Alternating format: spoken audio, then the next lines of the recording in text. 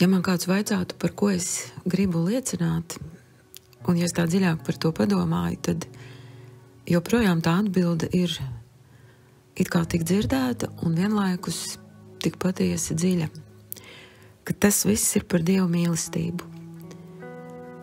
Un šis stāsts ir par kādu neparastu dāvanu, ko es saņēmu pirms ļoti daudziem gadiem, un cilvēks, kas man to uzdāvināja, bija kāda sieviete no Amerikas, kristiete. Viņa bija atbraukusi uz Latviju, tas bija apmācību projekts, kurā viņa piedalījās, un arī es. Un viņa bija atvedusi sev līdzi tādu neparastu krustiņu, ko es nekad nebiju redzējusi. Amerikā to sauc, un droši vien arī citur, kur angliski runājošās valstis, clinging cross, no vārdiņa cling, tā kā pieķerties, cieši turēties, ļoti cieši turēties. Un tas bija clinging cross, ko viņa man uzdāvināja, tāds keramisks veidots krustiņš, apmēram 15 x 10 centimetri garumā un platumā, tāds mazliet izliecies, neparasts ar tādām iedobītēm. Un es nesapratu, kāpēc ir tās iedobītes krustā, un tad šī māsa man paskaidroja, ka šis krustiņš ir domāts un tā veidots tādēļ, lai cilvēks, kas to tur rokās, varētu ievietot šajās iedobītēs pirkstus, un tie tā cieši iegultos, un viņš varētu to krustu tā satvert, ka tas burtiski gulētu viņa plaukstā, un tā kā neizlaistos no rokas tādā plaukstas lielumā, un arī atbilstoši pirkstu izvietojumam šīs iedobītes. Katrs pirkstiņš iegulstas un krusts tik cieši turas, ka tu esi viņam tā pieķēries, ka viņš vienkārši neatlaižas no tavas rokas. Un šī māsiņa man teica, ka viņa nesaprata, kāpēc viņa to bija atvedusi, bet Dievs viņai to bija ielicis sirdī, un viņa bija paņēmusi to līdzi tādā mazā kastītē, un viņa uzdāvināja to man, kaut kad mēs tur bijām vairāki cilvēki. Kaut kā Dievs viņai to sirdī tā ielika. Un tad šis krustiņš kopā ar mani bija daudzus gadus, un es arī nesapratu, kādēļ, kā labad un kāpēc, bet tā paļāvība, ka Dievs zina. Un tik tiešām, es domāju, ja es precīzi arī neatceros, tad man šķiet pagāja vairāk kā 10 gadi.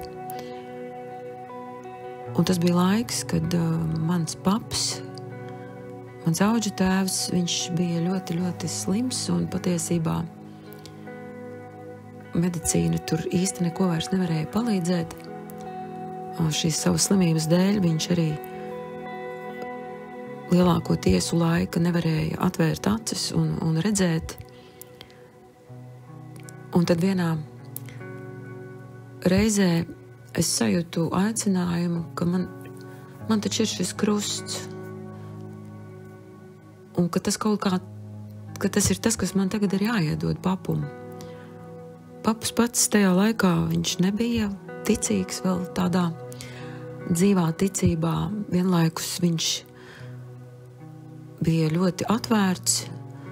Pie viņa mājās nāca arī kādi amerikāņu misionāri, kuriem viņš kopā ar manu māmu bija mācījis latviešu valodu, un viņi ļoti uzticīgi nāca regulāri apciemot manu papu jau tad, kad viņš bija palicis viens, kad mamma jau bija mūžībā. Un tieši šajā viņa slimības laikā viņi nāca regulāri, un zinot to, ka paps ir tāds pagaidām vēl ceļā un vaicājošs, un līdz galam kaut kā vēl pietrūka tajā viņa ceļā pie Dieva. Viņi dziedāja viņam dziesmas, viņi bija iemācījušies latviski kādas dziesmas, un papam ļoti patika šīs dziesmas, Amazing Grace, brīnišķīgā žēlastība un vēl kādas citas, un viņi bija ļoti labi draugi. Nu jā, tas par papu.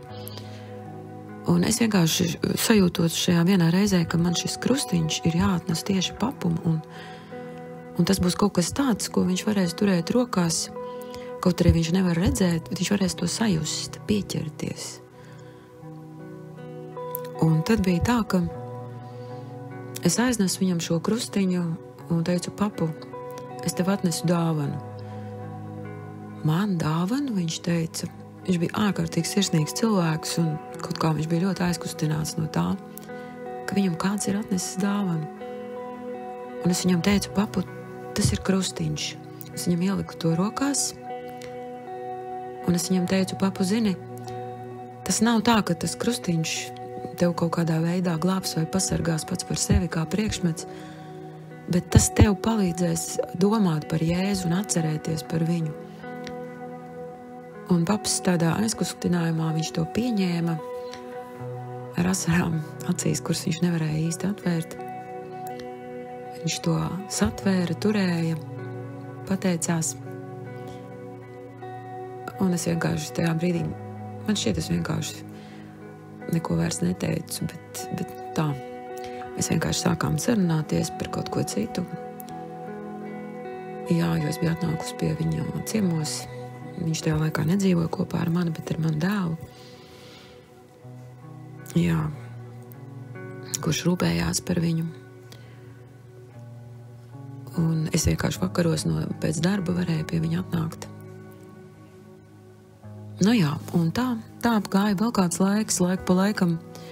Papum bija jānokļūst slimnīcā, un tā vienā tādā reizē, kad atkal bija izsaukta ātrā palīdzība, un paps bija slimnīcā, tad viņš nākamajā rītā zvanīja un teica, kur ir mans krustiņš?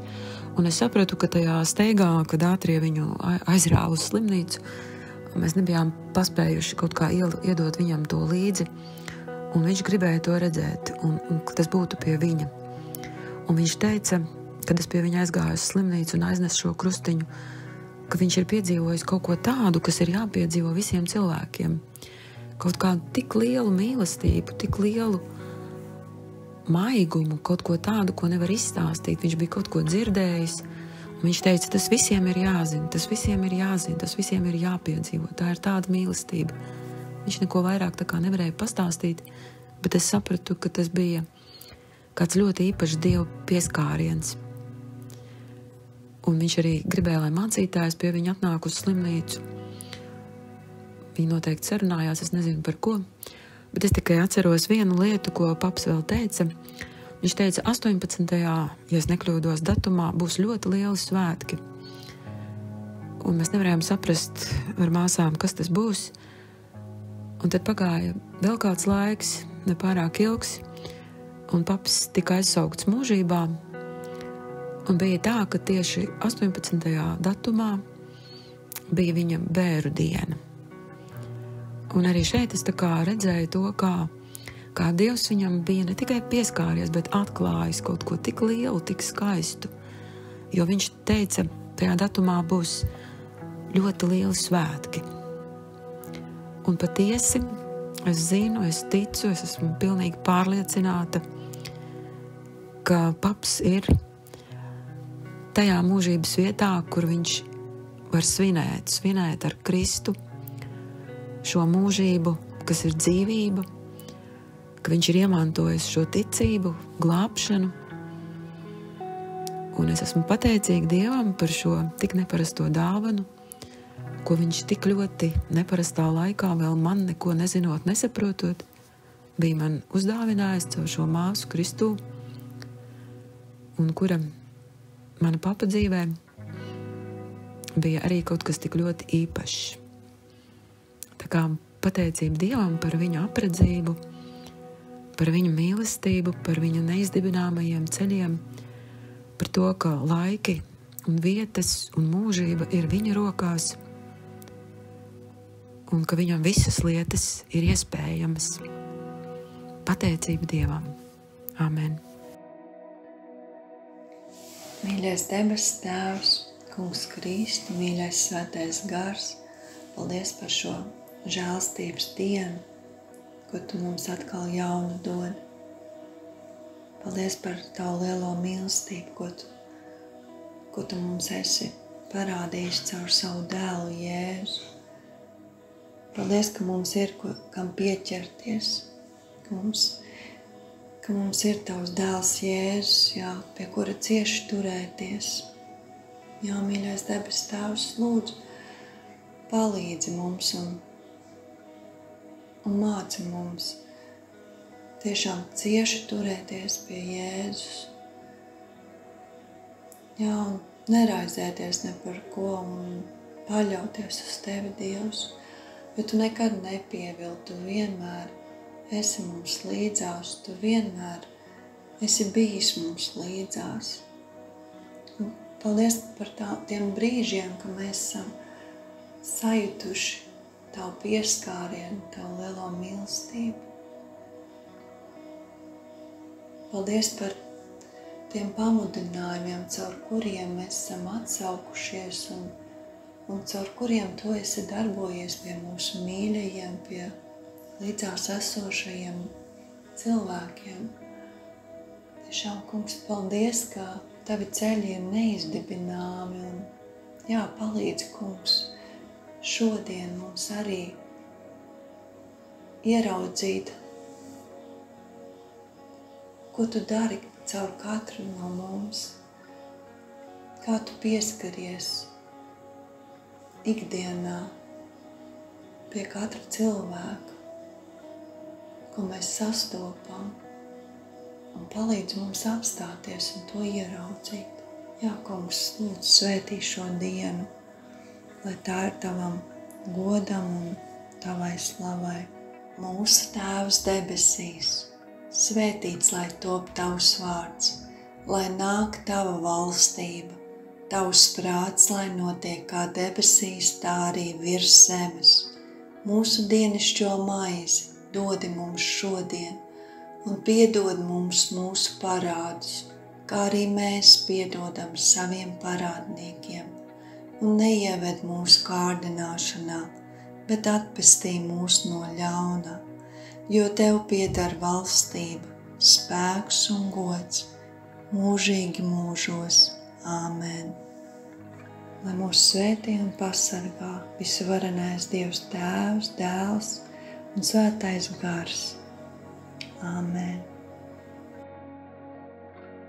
Aicinu piedalīties audio liecību projektā Mīlestības ceļš liecībās arī tevi. Ieraksti balsziņā savu stāstu, kā Dievs sevi ir tev atklājis, ko viņš ir darījis un kā Jēzus ir tev palīdzējis, uzmundrinot, samīļojot, dziedinot, stiprinot. Esi daļa no dzīvā evaņģēlija pasaulē un ieraksti savu audio liecību telefonā, izmantojot balss ieraksta aplikāciju un nosūti to uz e-pastu liecības@gertrude.lv.